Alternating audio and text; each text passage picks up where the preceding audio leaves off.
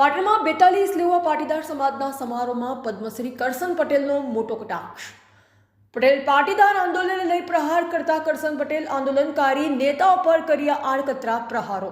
પાટણના 42 લેવા પાટીદાર સમાજ સેવા મંડળ પાટણ દ્વારા આયોજિત ઇનામ વિતરણ સમારોહમાં સમાજના ઉદ્યોગપતિ ડોક્ટર કરશનભાઈ પટેલના નિવેદનથી થયો વિવાદ.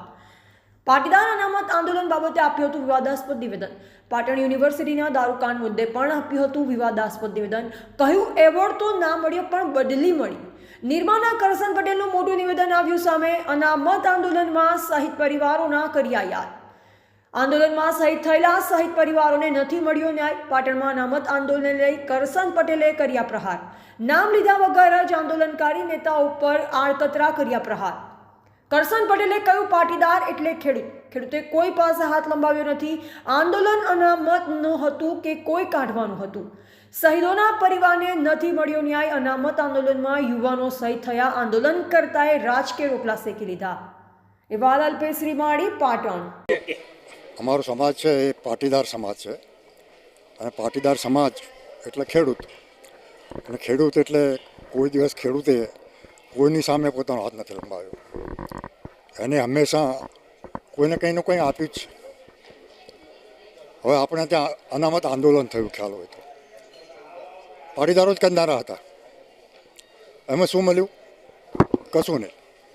આપણા યુવાનો શહીદ થયા અને જેમણે આંદોલન કર્યું હતું એમણે એમનો રાજકીય રોટલો શેકી ખાધો.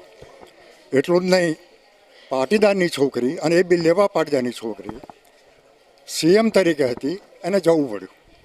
તો ખરેખર આ આંદોલન અનામતનું હતું કે કોઈને કાઢવાનું હતું? અને પટેલોને જ કાઢે એવું તો શક્ય નથી. એટલે આ એક સંશોધનનો વિષય છે. અને છેલ્લે પાટણમાં જે કંઈ બન્યું એનું સંશોધન તમે લોકો સારી રીતે કરી શકો. ઘણી વખત શું થાય છે, રિપોર્ટરો અડધા રિપોર્ટ આપતા હોય છે. બંને સાઈડને કોન્ટેક્ટ કરી અને પછી સાંભળવા જોઈએ બંનેને. પછી તમને જે સાચું લાગે એ રિપોર્ટ કરવો જોઈએ. પણ લગભગ આપણે જોઈએ એવું નથી બનતું. એટલે તમારી ફરજ છે કે લોકોને જાગૃત કરવા. અને સતત તમે જુઓ કે મીડિયા, જે ઇલેક્ટ્રોનિક મીડિયા છે, સતત ટીવી ઉપર આપ કરે, એની અસર ચોક્કસ પડે છે. એક્શન બી લેવાય છે. એમ પેપર મીડિયા બી એટલું સ્ટ્રોંગ છે. ટીવી મીડિયા તો શું થાય કે આજે આ જોયું ભૂલી ગયા. તમારું મીડિયા એવું છે કે પેપરમાં કાયમ રહે. આજે વાંચ્યું 10 દિવસ પછી એ વંચાય, વર્ષ પછી એ વંચાય, ઘરમાં પડી રહ્યું હોય ગમે ત્યાં સુધી વંચાય. એટલે એ સ્ટ્રોંગ છે. અને તમારે એ જે તમારી ફરજ છે કે ધર્મ છે, જે કંઈ ગણીએ એ બધી એ રીતે ઈમાનદારીથી વર્તવો જોઈએ. કોઈના દબાવમાં લખવું કે કોઈની દાદાગીરીથી બસ થઈને લખવું એ તમારો સબ્જેક્ટ નથી. હંમેશા પત્રકાર કોઈનાથી ડરતો નથી, ડરશે પણ નહીં. અને સ્વતંત્ર તરીકે આપણે જોઈએ કે દુનિયામાં વોર ચાલી રહી છે, ત્યાં મરવાનું જ છે, છતાં પત્રકારો ત્યાં જઈને ત્યાંનો ગ્રાઉન્ડ રિપોર્ટ લોકો સુધી પહોંચાડે. ખરેખર આ બધી વસ્તુઓ પત્રકારોનો બી ધન્યવાદ આપવા જોઈએ કે પોતાની જાતની પરવા કર્યા વગર આવા સમાચારો લોકો સુધી પહોંચાડે છે. ધન્યવાદ. હા, બહુ દુઃખદ ઘટના છે. બે રીતે દુઃખદ છે કે જે બન્યું નહોતું બનવું જોતું, અને બન્યા પછી જે કંઈ કોઈ રિએક્શન ન આવ્યું એ એટલું જ ખરાબ છે. અને જે રીતે ફરિયાદ કરનારની બદલી થઈ, પેલી કહેવત છે ને, વાળ જ ચીંભળા ગણાય તો પછી ચોકીદાર શું કરે, એના જેવું.